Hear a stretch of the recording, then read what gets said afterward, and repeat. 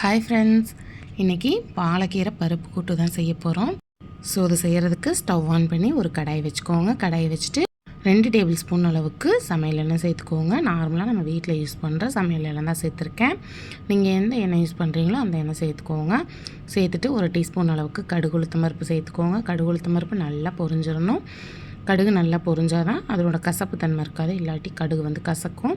So நல்லா பொரிஞ்சதும் இதில் ஒரு பெரிய வெங்காயத்தை பொடியாக கட் பண்ணிவிட்டு சேர்த்துக்கோங்க. கூடவே ஒரு கொத்து கருவேப்பிலையும் சேர்த்துக்கோங்க. சேர்த்துட்டு இதை நல்லா வந்து வதக்கிக்கோங்க.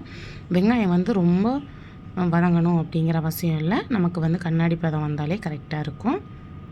வெங்காயம் முழுமையாக வெந்துடுச்சு அப்படின்னா அது வந்து நம்ம கலந்து விடும்பொழுது வெங்காயம் வந்து கரைஞ்சி போகும்.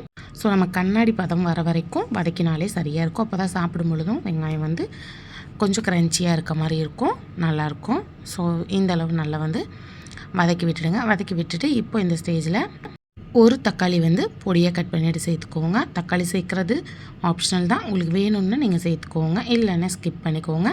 தக்காளி ஒன்று நம்ம சேர்க்கும் பொழுது டேஸ்ட் நல்லாயிருக்கும். ஸோ அதுக்காக தக்காளி சேர்த்துட்டு இதை வந்து நல்லா வதக்கி விட்டுடுங்க. தக்காளி வந்து ஒரு நிமிஷம் போல் அப்படியே வேக வச்சுக்கோங்க. இந்த பாலக்கீரை கூட்டு பார்த்திங்கன்னா ரொம்ப டேஸ்டியாக இருக்கும். நீங்கள் மதியம் சாதத்தோடு வச்சு சாப்பிட்டா ஒரு உருளைக்கிழங்கு ஃப்ரை வச்சுக்கோங்க, இல்லாட்டி காளான் ஃப்ரை, இந்த மாதிரி நம்ம ஏதாவது ஒரு ஃப்ரை பண்ணிவிட்டு நம்ம அதோடு வச்சு சாப்பிட அட்டகாசமாக இருக்கும். ஸோ தக்காளி வந்து நல்லா வதக்கி விட்டுட்டு 1 நிமிஷம் போல் வேக வச்சுட்டு இதில் வந்து தேவையான அளவு உப்பு சேர்த்துக்கோங்க. உப்பு சேர்த்துட்டு 1/4 டீஸ்பூன் அளவுக்கு இதில் மஞ்சள் தூள் வந்து சேர்த்துக்கோங்க. சேர்த்துட்டு கூடவே காரத்துக்காக குழம்பு மிளகாய் தூள் வந்து 1 டீஸ்பூன் அளவுக்கு சேர்த்துக்கோங்க.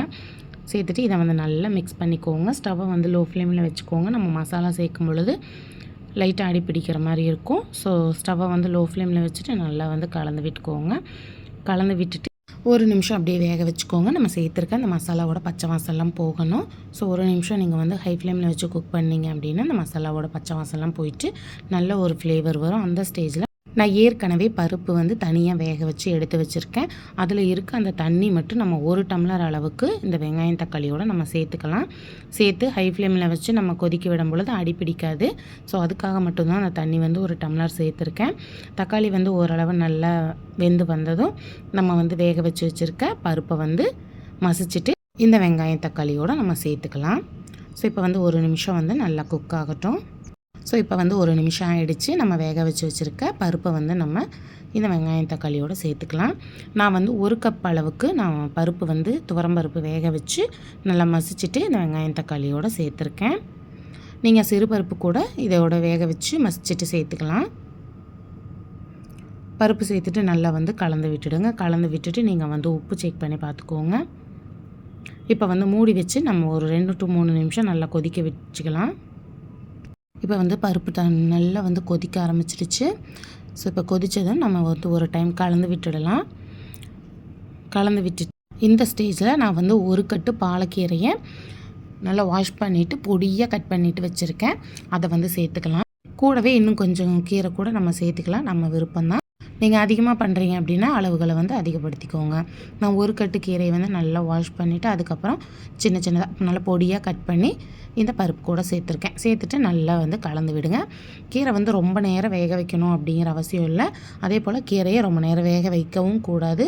ஒரு 2 to 3 நிமிஷம் தான் நம்ம எந்த கீரையுமே வேக வைக்கணும். அதுலேயே பார்த்திங்கன்னா நல்லா கீரை வெந்து வந்துடும்.